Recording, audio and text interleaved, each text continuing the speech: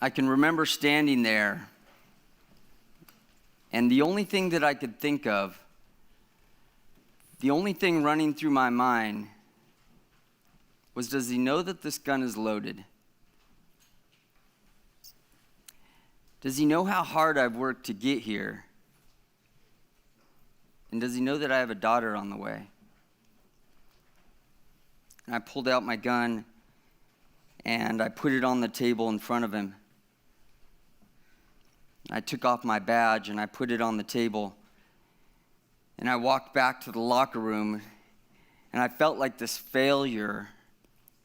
This guy had been given this chance to be a police officer and I screwed it up. How stupid. I was so mad at myself. I walked back to the locker room and I punched the locker as hard as I could, trying to break my hand. And I sat down and I remember thinking how I just wanted my daughter to be proud of me. Like I wanted her to one day look up at me with those proud eyes, just proud that her dad was this police officer. She was proud of who he was. But I'd ruined it. And these thoughts that were running through my head were really familiar because I dealt with feelings like this all of my life. Not being good enough or not fitting in. I can remember when I was in the 5th grade, my mom taking me to school. And we just got this blue 1966 Chevy Malibu. It was donated to us by our church, and it wasn't pretty. It was pretty ugly. And the back end was rusted out, and it had this black vinyl top that was coming off, and it would flap in the wind when you would drive. And my parents were amazing parents, really good people, and my dad worked tirelessly as a machinist to give us a good life. But we didn't have a lot of money. And we lived in a really bad area of San Bernardino, California. I remember our house had been broken into several times. My dad had actually been shot at in front of our house by somebody trying to break into one of our cars. He used to put this thick piece of plexiglass on my top bunk because he was worried that shots fired off in the middle of the night might come through the roof and hit me in my sleep. One of my earliest memories is my dad actually grabbing me and dragging me out of my bed in the middle of a drive-by shooting. So there was no way that my mom was going to let me walk to school that day. So we were driving the car, and I remember seeing my friends out there on the playground playing, and I didn't want them to see me, so I started to slide down in my seat a little bit. And as we came to a stop, my mom went to shut off the car because the car didn't have a muffler. And it was, I don't know if you know what that sounds like, a car driving down the road without a muffler, but kind of like a tank. And she shut off the car, but the car didn't die. It just kept rumbling. Like there was fuel caught in the carburetor or something. It's something that old cars did sometimes. And I went to get out, and just as I got out, I shut the door, and boom, this huge backfire goes off. And I didn't even want to look up. And I could feel all my friends on the playground looking my direction. And as I walked onto the playground, I had this feeling of being worthless and not good enough, not as good as my friends that were on the playground. And I hated that feeling. I hated it. And I think going through that experience of being let go as a police officer and reliving those insecurities let me know that I needed to find a new way to treat those experiences and those feelings. And that's what I set out to do. In 1993, my friend Charles and I watched the very first Ultimate Fighting Championship. Now, I don't know if anybody have seen the UFC. Anybody here? Yeah. We watched the very first Ultimate Fighting Championship, and this guy, Royce Gracie, a Brazilian guy, 170 pounds, walks in the ring. He fights 3 guys that night, and he beats all 3 of them. Now, he's smaller than every single one of these guys, so I don't know if it was the insecurities of me of being too short or too small or whatever that was, but I knew I had to start training with this guy. So a week later, Charles and I are in Torrance, California, training with Hoist Gracie and his brother Horian. And training became an important part of my life after that. Around 1997, we started to notice how many shirts these guys were selling. The Gracies were selling all these shirts, every single, I should know, I had every single one of them. But they were really just a basic design. It was a circle with a triangle and two like stick figures in it, kind of, looking like they're about ready to fight. And I think it was because they were like a conversational piece. Like anytime you wore this shirt and you walked around the city, somebody would come up to you and go, "Hey, is that guy, that Gracie dude, the Brazilian guy?" You're like, yeah, I trained with him. Yeah, I trained with him. But the problem with the shirt was that if you trained with the Gracies, you couldn't really wear a Ken Shamrock Lion Den shirt. Or if you trained with Ken Shamrock, you couldn't wear a Machado shirt. So we started to think, what if we created a shirt that anybody could wear, that was more neutral and stood more for the sport as a whole, mixed martial arts? And that one idea led us to create our company with the little money that we had. And we called it TapouT.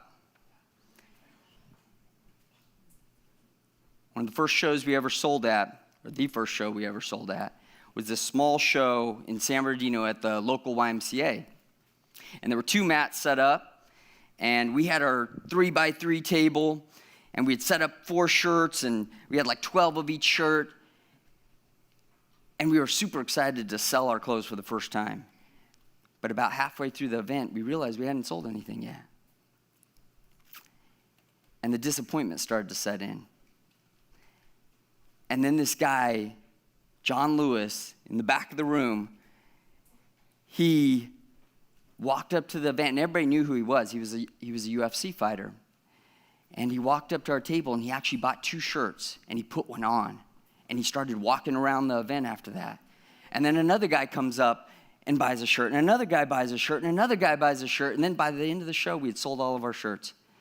And we realized that one guy wearing our shirt around is what sold the rest of our shirts. So we set out to go find other UFC fighters that we could get in our clothing by paying them a few $100s to wear the shirts and our shorts on the show when they actually fought. See, nobody was doing that at the time. Everybody does it now, but nobody was doing it then. Now looking back, I could have left halfway through that show. The feelings to do that were there, but I didn't. And if I would have never realized that first sale or the potential for that first sale. Around that time, I had a conversation with my parents about what we were doing. And now, I don't know if you've ever had a conversation with your parents about quitting your job to start a t-shirt company while you're getting a bunch of tattoos, but it didn't go very well. But it actually wasn't because of my parents. My parents are really good people, and they would never tell me that I couldn't do something. They would never tell me that I don't have the ability to get something done. But like any parents that love their kids, they just want the best for them. And they don't want them to be disappointed. So there was some talk of reality. And reality meant to me was, who are you, Dan, but some guy who wasn't even good enough to be a cop, and now you want to go start a business, and you don't have any money, and what kind of business experience do you really have? You see, up until that point, the only successful companies to come out of San Bernardino was McDonald's in the 1940s and the Hells Angels, if you want to call them a company. And see, I didn't want to be like this. I didn't want to feel like this. I wanted to be one of those confident guys that everybody looks up to, that I looked up to. But I was battling insecurities in here. I started reading everything I could find on successful people and people that I had looked up to, guys like Walt Disney and Tony Robbins, and probably the most confident guy that I'd come across at that time, Donald Trump. And the more I read, the more I found that these guys were as insecure as I was. And I even found something that said that insecurities was a trait of overachievers.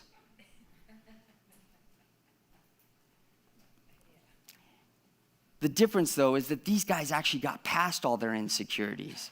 And I wanted to know how they did that. Guys like Walt Disney, who had been fired from a job for lacking imagination and good ideas. We know he got past those. In fact, they became his biggest strengths. You see, most people, when they come up against an insecurity, they stop in their tracks. They stop pressing on the gas. But what these guys did is they pushed on the gas even harder. When they had this fear of failure, they would overcompensate with great ideas and new innovations. Once I learned that, I became that person. I started, when I felt like people, like I had this fear of failure, I became this person that overcompensated with marketing. I became this marketing maniac where I had to have my logo on everything. I would read books to try to better myself.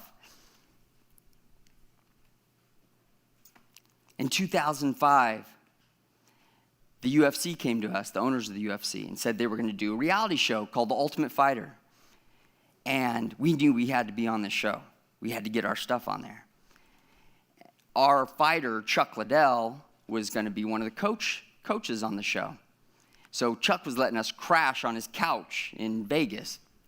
And we would get up every single night at like midnight and go to the Ultimate Fighter gym, and we'd get our shirts and we'd stuff them inside the mailbox, the little tiny slot in the door, hoping that the fighters got them the next day and would pick them up and put them on and wear them on the show. And Chuck doesn't even know this, but he will now. We used to wash Chuck Liddell's clothes for him, and we would only wash his TapouT stuff. Now, I don't know if you know what Chuck looks like, but he has this mohawk and kind of this menacing look. And I remember him looking into his closet, probably wondering, where all my clothes go? But he always had a bunch of TapouT stuff to wear. Now, at the end of the filming of The Ultimate Fighter, they had the big finale. And the finale was for two fighters that were going to win a $100,000 contract with the UFC. Now, the day of the show, I'm sitting here, my partner Charles and my partner Scrape is here, Chuck Liddell's here, and we're sitting front row at the fight. And I can't explain to you the electricity in the show, but everybody in the place knew something crazy was about to happen. And I had to have our logo on everything. I was on the fighter, and I was on the fighter's parents, and I was on the ring, and we even had this 10-second spot that was going to air on television. And then the main event was about to happen, and two guys walked into the ring, Stephen Bonner and Forrest Griffin, and these guys started to fight their hearts out.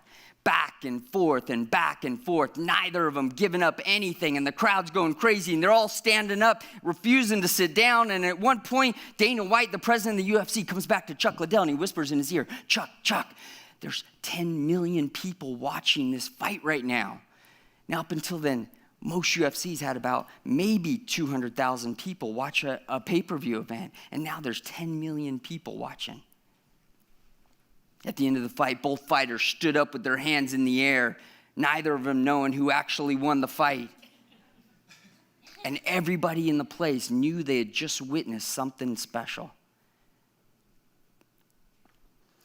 Even though Forrest Griffin was pronounced the winner of the Ultimate Fighter, both fighters were given a $100,000 contract because their fight was so crazy and so incredible. And actually is still one of the best fights in UFC history today. About that time, my phone rings, and I'm in the middle of the event, my phone rings, and I pick it up, and it's my web guy, and he's screaming in my phone, "What the heck is going on? Your website's gonna crash. It's gonna go down. You're doing 3,000 orders an hour." Now, 3,000 orders an hour. Up until that point, we were doing about 15 orders a day. And now we're doing 3,000 orders an hour. Everything changed. TapouT finally made it. Hundreds of millions of dollars of sales would happen in the future.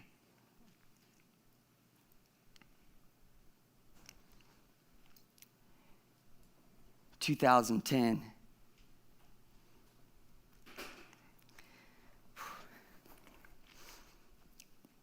In 2010, my dad called me and he said, "Your mom was just attacked in front of the house and she was knocked down and her purse was taken, but she's okay." And I said, "Dad, you gotta get out of there. Please, please, it's not safe anymore. Please get out of there." And that was a couple of months before Christmas. And the day before Christmas, I went and picked him up and I told him I was taking him to a friend's house. And we drove up this hill, up to the top of this beautiful neighborhood overlooking the whole valley. And we walked up to the front door, and I reached into my pocket and I pulled out a set of keys. The keys to their new life. And they walked in their new house that was totally furnished.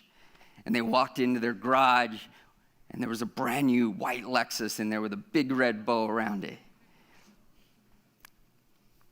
They'd never owned a new car in their life. They never had a new house in their life. My mom had lived in that house since she was 16 years old. You see, that's why I do what I do. That's why I couldn't let insecurity stop me. You see, this is what I was meant to do. Every single one of us are meant to do something. Don't let insecurity stop you. Don't do it. I need my kids to know this message, my 4 beautiful kids. This is the message that I have for them.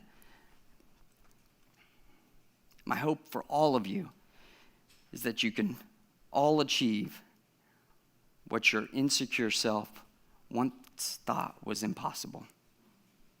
Thank you.